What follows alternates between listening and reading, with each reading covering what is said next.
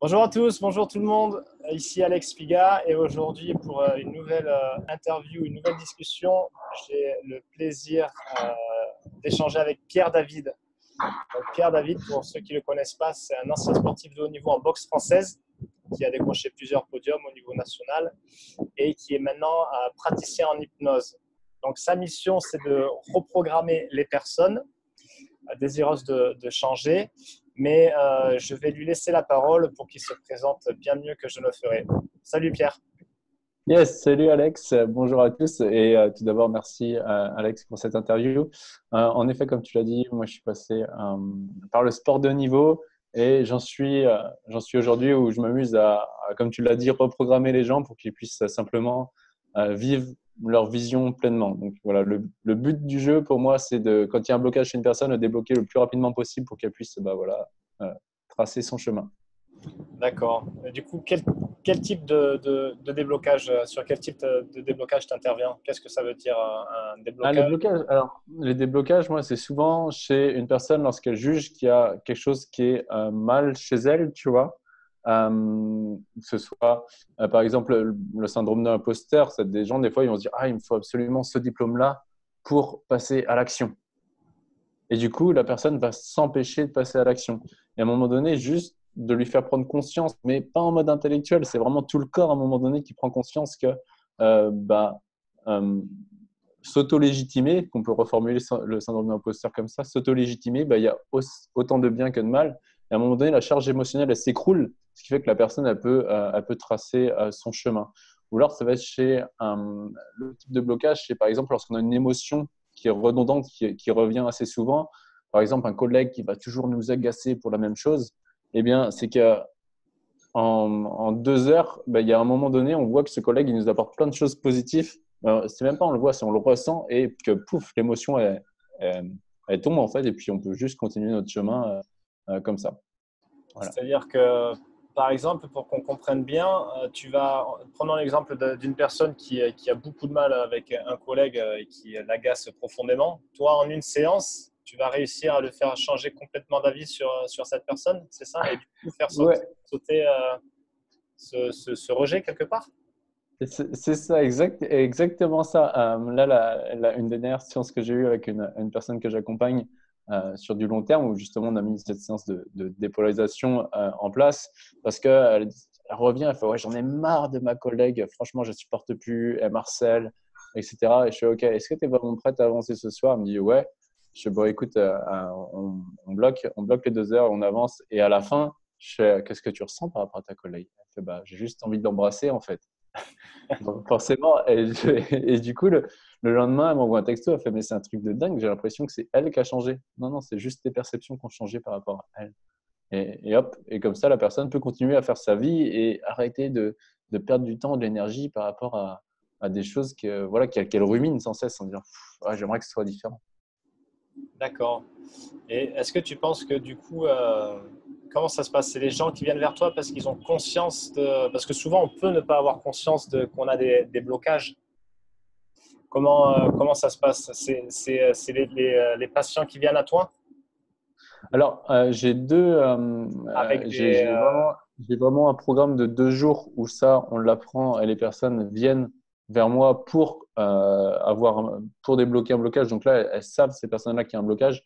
Et sinon, non, c'est que les personnes que j'accompagne justement sur plusieurs mois, qui, à un moment donné, on va le détecter en fait. Ah tiens, là, ça bloque. OK, boum, on transforme et on passe à autre chose. D'accord. Donc, soit ils savent exactement de quoi ils souffrent, et vous allez taper directement dedans. Soit il y a une Ouais. espèce de mal-être général, c'est ça, qui se traduit par un mal-être physique ou mental au quotidien. Et dans ce cas, c'est à toi, avec la personne, d'aller chercher où est-ce que ça coince. Ouais, exactement. Là, la dernière fois, j'ai eu une personne, elle m'appelle et c'est directement, elle n'arrivait pas à transformer parce que c'était quoi? C'était des incestes qu'elle avait eu par sa sœur étant petite. Et bah là, à la fin, boum, on a vu que grâce à ça, finalement, elle avait développé plein d'objectifs, plein de bénéfices. Donc là, c'est la personne qui savait qu'il y avait un blocage, mais c'est moi, par rapport à ce qu'elle m'a dit, j'ai su que j'allais utiliser ce protocole-là, en fait. Donc voilà. Et sinon, ouais, ça va être sur les personnes que je suis sur du long terme, bah, c'est plus facile parce on va se caler à un moment donné. OK, là, ça bloque. Qu'est-ce que tu ressens? Et ah ben là, OK, on doit débloquer ici. D'accord, donc ça veut dire que même sur des situations aussi complexes et enfouies que ça, les gens arrivent à vraiment à changer complètement la vie et à s'apercevoir que ça leur a fait mal, mais au final, ça Ouais. leur a été bénéfique aussi. Ouais, c'est ça, c'est qu'à un moment donné, moi, c'est un de mes trucs, je pense sincèrement que derrière les choses qui nous font souffrir, il y a toujours des cadeaux cachés, entre guillemets, sans partir dans des délires vraiment perchés, tu vois. Euh, mais qu'il y a des forces à développer. Et du coup, c'est à un moment donné, OK, il t'est arrivé ça, c'était très grave, ça t'a fait très mal et ça t'a fait souffrir. Mais maintenant, qu'est-ce qu'on fait en fait? Est-ce que tu veux rester avec ça toute ta vie et dire à cause de ça, j'ai loupé ma vie? Ou faire en sorte que dans 10 ans, tu te dises, OK, grâce à ça, boum, j'ai développé telle qualité, telle qualité, telle qualité et je suis devenu cette personne-là. Et après, tu n'as plus envie de refaire c'est ce qu'on appelle un deuil. Tu n'as plus envie de refaire le schéma, tu n'as plus envie de refaire le passé en fait. Tu vois, donc on ne change pas la vie, on change juste ses perceptions par rapport à ce qui s'est passé. Ah, d'accord, c'est intéressant parce que ça me fait penser, j'avais lu un bouquin l'année dernière, alors je me souviens plus lequel c'est exactement, mais il prenait l'exemple justement des gens qui se servent d'expériences malheureuses passées pour Ouais. justifier que ça avance pas, etc. Et l'auteur disait, ok, mais du coup, ça t'avance à quoi de te raconter ça, tu vois. Mais bon, après, la souffrance peut être plus ou moins élevée. D'accord, c'est intéressant. Et juste avant qu'on aille un peu plus loin, moi, ce qui m'intéresse, c'est ce que je sais que tu as fait STAPS, tu es moniteur de Ouais, boxe. Donc STAPS, c'est éduque physique et sportive. exactement. Donc j'imagine que tu te dirigeais vers une carrière d'enseignant ou d'entraîneur. Comment ça s'est passé Ouais, le alors, moi, changement? j'étais plus dans le côté management du sport. D'accord. Euh, voilà, je me dirigeais plus vers ça à la base, mais finalement, j'étais pas épanoui à travers les différents stages que j'ai faits. Euh, et à côté, j'étais plusieurs fois, comme je te le disais, en finale de championnat de France, de savate boxe française, mais j'étais jamais, genre j'ai 5 finales en tout dans ma carrière et j'en ai gagné une seule, c'est la finale de championnat de France universitaire que j'ai fait juste pour jouer en fait. Et donc, je me D'accord. suis dit, mince, c'est pas possible. Et quand j'arrivais en finale, quand j'étais en équipe de France, je m'entraînais avec Ludovic Nassibou qui me battait à chaque fois en finale. Et je me disais, il n'est pas meilleur que moi. Physiquement, il n'est pas meilleur que moi, même s'il a un très grand physique. Techniquement, il n'est pas meilleur que moi. Par contre, sur le ring, il me bat tout le temps. Et, et il me battait tout le temps. Et du coup, je me suis dit, là, il y a un blocage. En fait, ça vient de moi. Ça vient de ma... Et donc, j'ai décidé de me former d'abord en auto-hypnose, puis après en hypnose, et jusqu'à accompagner des personnes ensuite. Pour le mettre à terre. Là, Non. comment? Bah, je voulais, tu vois, mais il y a eu le genou qui m'a lâché. D'accord. Ouais, c'est intéressant parce que pour la petite histoire, Pierre s'est fait les croisés C'est récemment. ça. Là, t'avais décidé de reprendre l'entraînement à fond pour viser Ouais, un. Et début de saison, tu forces un peu trop, tu t'écoutes pas et le genou lâche. Et du coup, comment tu vis ta blessure? exactement. Alors, comment j'ai eu ma blessure? Bah, très bien. C'est-à-dire que j'ai mal, je souffre.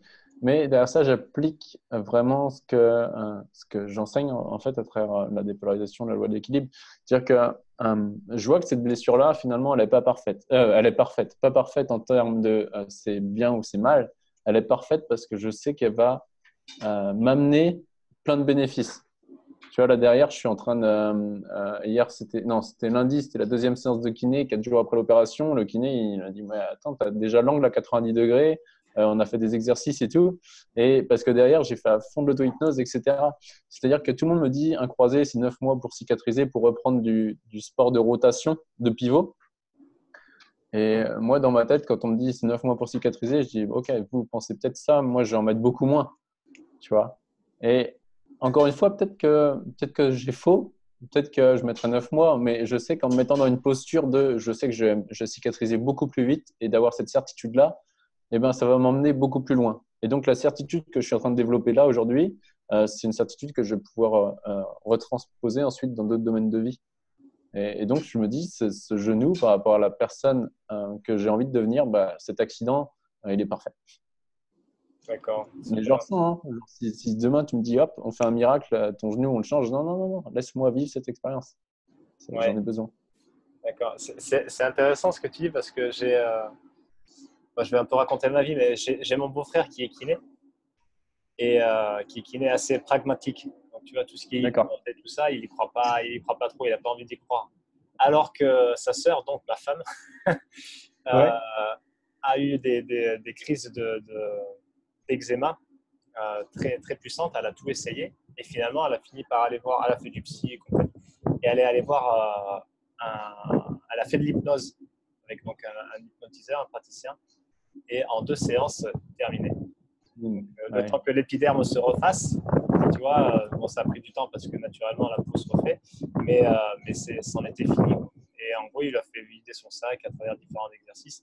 Et je trouve ça marrant, alors que sa sœur en est terminée avec cette méthode, que lui, dans son pragmatisme scientifique, il n'a pas envie d'y croire. Ouais, c'est intéressant en fait, mais quand les personnes sont enfermées dans ces croyances, c'est difficile de leur faire changer de point de vue. Mm. Ouais. Et sur la visualisation aussi, tu pratiques beaucoup parce que je sais que beaucoup de sportifs de haut niveau, je sais pour exemple Ouais, Steph Gilmore qui est sextuple champion du monde de surf, la meilleure all-time, qui dit que quand elle ne surfe pas, elle visualise beaucoup. Et ouais, c'est comme si elle surfait. ouais, exactement. Euh, Tu vois, quand j'ai arrêté la boxe en 2012, en 2012, j'étais en Australie et j'avais arrêté la boxe un an et tout le monde me disait t'arrêtes la boxe, tu reviendras jamais au niveau. Et en fait, je connaissais pas tout ça et déjà à l'époque, en fait, je me rappelle quand j'ai couru, j'étais en train de visualiser tous mes mouvements de boxe. Et quand je suis rentré, bah, j'ai vu que j'avais le même niveau en fait, alors que j'avais arrêté un an. Et tous les sportifs que moi j'accompagne, derrière, ils ont des séances de visualisation à faire entre les séances. Pour moi, c'est la base. Ouais. Pour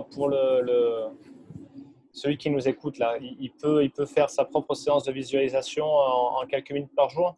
Qu'est-ce que tu Ouais, conseillerais? ouais, quelques minutes par jour. Franchement, ça prend très peu de temps, en fait, la visualisation. L'idée, c'est juste au lieu d'être en dissocié, c'est d'être associé à ça. Donc, de mettre du visuel, les cinq sens, en fait, visuel, auditif, kinesthésique, olfactif, gustatif, et de faire en sorte qu'on vive vraiment le truc de l'intérieur. Tu vois. Après, le piège, c'est qu'il y en a, on voit dans la loi d'attraction, etc., c'est que les gens sont juste en train de visualiser l'image. Sauf qu'ensuite, pour que le corps engage vraiment le changement, c'est l'émotion qui est importante à aller chercher. De vraiment vivre et de ressentir l'émotion comme si on y était vraiment, en fait. Ouais, pour activer tout le corps, c'est ça. Et ouais. Et Les ça cellules. prend que quelques minutes quoi, par jour. Ouais, ça peut se faire aussi Bah, rapidement. moi, je sais que, maintenant, à l'heure actuelle, tu vois, alors au début, on va le protocoler, tu vois, on va mettre un process, le protocoler, et on va peut-être mettre 20 minutes à faire notre visualisation. Mais avec le temps, bah, en instantané, c'est-à-dire que je peux être là à te parler, et puis en même temps, bah, je peux me visualiser à faire mon exercice du genou, en fait, tu vois. C'est-à-dire qu'on est même les yeux ouverts en visualisation. Ouais, C'est-à-dire que moi, ce qui me mettait une demi-heure à l'époque, bah, maintenant, en 3 minutes, je peux le faire, tu vois. Et je peux même le faire les yeux ouverts quand je suis dans le tram ou dans le métro. Euh, je peux déjà être en train de visualiser alors que les gens, ils me voient et j'ai les yeux ouverts. d'accord. C'est c'est intéressant. Il y a un point que j'aimerais aborder avec toi, parce que je te suis depuis maintenant un petit moment. C'est cette notion, tu en as parlé brièvement, cette notion d'équilibre, Ouais, vraiment en fait, d'avoir vraiment un système manichéen, bien, mal, positif, négatif, et qu'au final, un peu le principe du yin et du yang, quoi. C'est ça.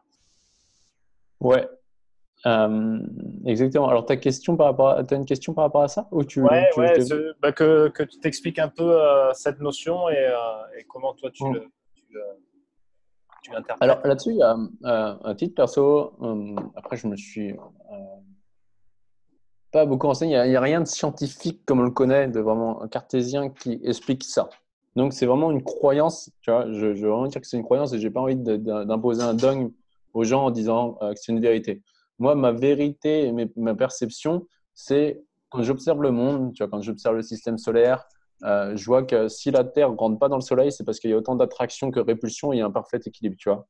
Si moi, je suis sur la chaise, c'est parce que j'ai autant d'appui sur la chaise que la chaise qui retient mes fesses. Sinon, soit je décollerai sur le plafond, soit je passerai à travers la chaise.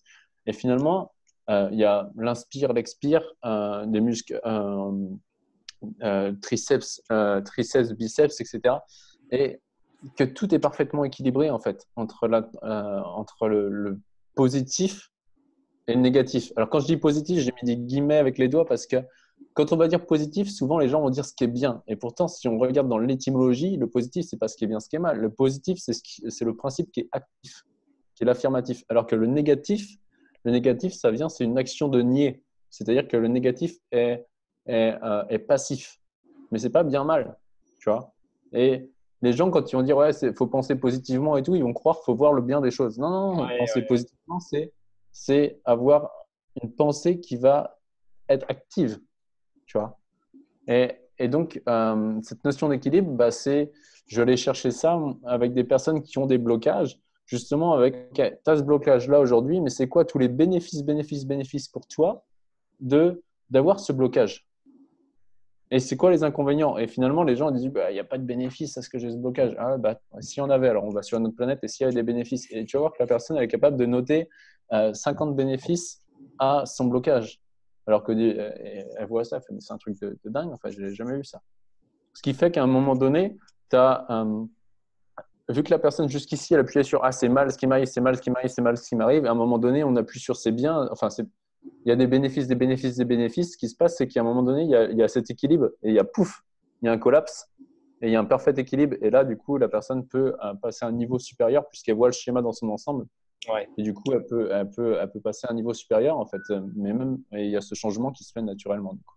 Ouais, ouais, du coup, Voilà. elle Toi arrive qui as à. vécu le process, Ouais, ouais, ouais, ouais. J'ai vécu le permets de. process. J'ai vécu le process, c'était quoi, il y a plus d'un mois maintenant, et c'est vrai que. Mais après, il faut accepter de jouer le jeu, accepter Par contre, ouais, accepter de s'engager et accepter de passer par un paquet d'émotions, se sentir minable, naze, euphorique. Et par contre, ouais, là, c'est pas de la fausse pub, on sort de là ben, transformé, quoi. Vraiment, c'était. Nous concernant, ça a été vraiment très et puissant. tu vois, et pour moi, c'est important de mettre le point là-dessus parce qu'on a une croyance que quand il nous arrive un événement qui est dur dans la vie, bah, c'est normal, il faut du temps pour l'accepter. Et ce qui est vrai, hein, il y a une phase d'acceptation, mais à un moment donné, je reste persuadé, et c'est comme ça que je vois les choses, et peut-être que je me plante, mais à l'heure actuelle, c'est ce qui me permet d'avancer, c'est que je reste persuadé qu'une chose, même négative, ou qu'on croit qu'on changera jamais dans sa vie, si on veut vraiment euh, on peut la changer en fait. J'en suis sûr. Actuellement, j'ai cette certitude-là parce qu'on a, enfin voilà, il y a eu pendant ces sessions, on a eu tellement de transformations sur des choses qui étaient même voilà graves des fois qu'à l'heure actuelle, j'ai cette certitude que quand la personne veut changer, enfin, est vraiment prête à changer, on peut y aller. Et d'arrêter de maintenir les gens dans des bénéfices secondaires de ah mais il m'est arrivé ça étant plus jeune, du coup bah, c'est normal que ma vie elle est ruinée en fait. Tu vois. Hmm, ouais. Ouais, de la même façon que j'ai échangé avec une personne ben, pas plus tard qu'hier, qui pour elle avait cette croyance que changer c'est long, Ouais, que arriver à réussir à faire quelque chose, ça prend énormément de temps et ça peut pas en être autrement. ouais. Alors que, T'en es. le cerveau apprend très très rapidement en fait. Le cerveau apprend très rapidement. Et donc la prise de conscience, ça va se faire rapidement. Tu vois, à un moment donné, tu as cette prise de conscience. Tu vois, ah, j'avais jamais vu les choses sous cet angle. Et tu as cette prise de conscience. Après, ce qui peut être long, ça va être si on redescend, par exemple, vous pouvez aller voir la pyramide de Dix après, c'est là, on tape dans l'identité, par exemple, il y a un changement d'identité qui se crée. Et après, ça va être l'impact sur l'environnement. C'est-à-dire qu'il y a ces nouvelles habitudes-là qui vont s'inscrire dans l'environnement, en fait. Et des fois, l'environnement va dire, tiens, mais tu as changé, en fait, je ne te reconnais pas. Et du coup, c'est ça qui peut être long derrière. Mais le cerveau, la prise de conscience, c'est instantané. Donc, le cerveau apprend très rapidement. D'accord, déjà avoir conscience de ça, c'est déjà accepter et s'ouvrir au changement. Déjà. Ouais, exactement. Exactement ça. C'est Ouais. clair. Donc toi, dans l'absolu, tu t'interdis rien. Je pense que je m'interdis des choses, mais à un autre niveau, peut-être, que la majorité des choses, que la majorité des personnes, que beaucoup de personnes, en fait, mais d'une manière absolue, du coup, je m'interdis rien. Après, d'une manière relative, je pense que par rapport à certaines personnes, je m'interdis encore certaines choses. Ouais, ouais. Toujours regarder plus haut. Ouais, c'est ça. Ouais, Exactement. d'accord. Là, on arrive en fin d'année 2018. C'est quoi ton programme pour 2019? Pour 2019, le programme, c'est de former plus de thérapeutes. C'est vraiment de former des coachs, des thérapeutes à ça, en fait, à cet équilibre et cette dépolarisation pour qu'ils l'incarnent, tu vois, dans leur vie de tous les jours. Parce que je suis persuadé que des thérapeutes, quand ils voient sur eux, ah mince, ouais, ou des coachs, j'ai transformé très rapidement quelque chose que je jugeais grave, euh, ça peut les aider à eux s'autoriser à aller plus vite avec une personne, si la personne est d'accord. Et deux, c'est que je remarque aussi qu'il y a beaucoup de thérapeutes qui sont bloqués sur le fait avec des charges de c'est bien, c'est mal et qui vont pas oser se mettre en avant. Sauf qu'ils ont fait un métier de thérapie pour pouvoir aider les autres et pour autant, ils vont avoir des blocages à se mettre en avant pour aider les autres, tu vois. Et donc, mon objectif, ça va être à un moment donné, OK, tu es thérapeute, donc tu es au service des autres. Donc, thérapie, c'est être au service des autres. Et comment est-ce que tu fais, toi, pour déjà te libérer? En gros, c'est comme si il y avait l'être humain qui était là, tu vois, l'être et l'humain. Et, et toutes les charges émotionnelles qu'on a, ça va être comme si on avait de la lourdeur autour de nous, tu vois. Et à un moment, c'est vas-y, on enlève toutes les charges émotionnelles que tu as par rapport à ce qui est bien, ce qui est mal. Et juste, il reste toi, en fait, et tu traces ton chemin sans te poser de questions si c'est mal. Donc, Ouais, c'est souvent le cordonnier le plus mal chaussé. ouais, exactement. Mais et c'est OK avec ça parce que il y a beaucoup de thérapeutes ou même des fois des clients qui faisaient plus avant du one-one sur du one-shot, ce que je ne fais plus du tout aujourd'hui. Des fois, ils venaient voir, ils font ouais, bah, c'est facile pour vous, vous êtes thérapeute. Et du coup, il y a un fantasme de je suis thérapeute, du coup, ça va être toujours tout beau, tout rose. Tu vois. Et en fait, dans la vie, encore une fois, il y a cette notion d'équilibre il n'y a pas, y a pas la douleur sans le plaisir. C'est pas possible. Sauf qu'à un moment donné, c'est au lieu de les subir, la douleur, au lieu de subir la douleur, c'est je vais la choisir. Tu vois. Comme je dis des fois en conférence, j'étais boxeur de haut niveau, j'étais en équipe de France.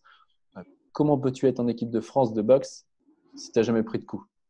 Tu vois, c'est pas possible. Sauf que la différence, c'est que moi, je savais pourquoi je prenais les coups. Et quand tu as un objectif dans la vie, tu sais que tu as ton objectif et forcément, par rapport à cet objectif, tu as un prix à payer. Tu vois, je suis thérapeute, j'ai envie de me faire connaître. Au début, il va peut-être falloir que je me mette en avant, etc. Et donc, il va y avoir peut-être des critiques. Et c'est OK parce que ça fait partie du jeu. Et quand on commence à avoir ce point de vue-là, en fait, se dire, ah, mais il n'y a pas de plaisir sans douleur, il n'y a pas d'avantage sans inconvénient, il n'y a pas de gain sans perte, eh ben, ça nous permet simplement de choisir nos inconvénients, tu vois. Ouais. Et Les c'est vraiment un de mes objectifs de savoir qu'ils 2019. sont là, ouais, savoir qu'ils sont là, c'est l'inconvénient, c'est de les accepter et faire avec Et de les aimer. et en Et se tirer le dire max. qu'il faut partie Ouais. du jeu, tu vois. Ouais. Quand tu te dis, OK, tiens, demain j'ai envie demain, je sais pas, j'ai envie euh, de vendre un coaching qui est à 5 000 euros l'accompagnement, tu vois, par exemple. OK, peut-être que tu vas avoir un nom, mais c'est cool que tu as eu un nom. Parce que si tu n'avais pas proposé le coaching à 5 000 euros, tu n'aurais pas eu le nom. Tu vois. Et quand tu vois le truc dans la globalité, tu fais, mais en fait, C'est que le nom, là, il est parfait. C'est que j'ai avancé, en fait. Parce que j'aurais pas eu le nom si j'avais pas avancé. ouais, c'est top. Et là, du coup, en fait, on commence à. Moi, je te dis, mon genou aujourd'hui, le fait d'avoir de la douleur, le fait d'avoir mal, je suis content parce que je sais que j'aurais pas tout ça si je n'avançais pas. Ouais, Tu vois. si tu n'avais pas travaillé, ouais. Ouais, bien sûr. Exactement.